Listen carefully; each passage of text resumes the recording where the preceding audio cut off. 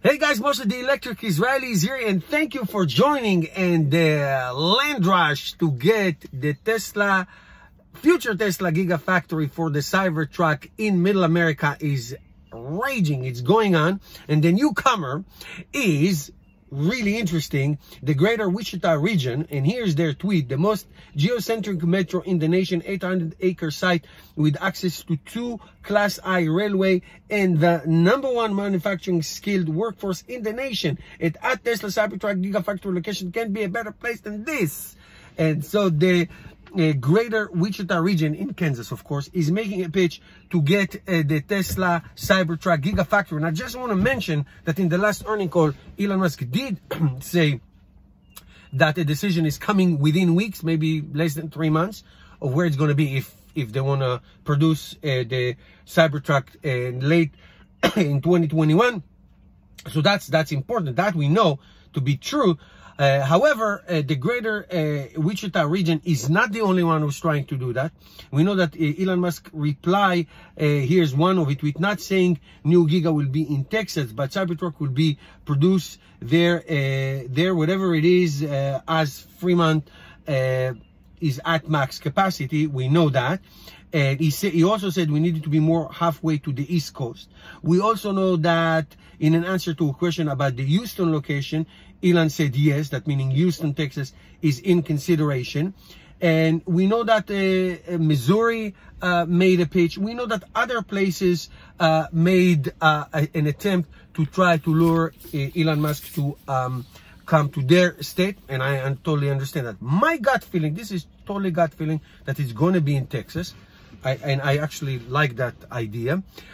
Also interesting that in the call, last week's call, they said that the future gigafactories are now going to be called Terafactories. They're going to be so gigantic, not that they are small right now, they're going to be so gigantic so they can do multiple things, not only one car line or maybe different models and batteries and other things. So they need more and more. It's very interesting that as automakers are canceling or delaying products due to the pandemic that is going on, Tesla continues to invest, and those who invest in time of crisis come out at the other side much better than everybody else.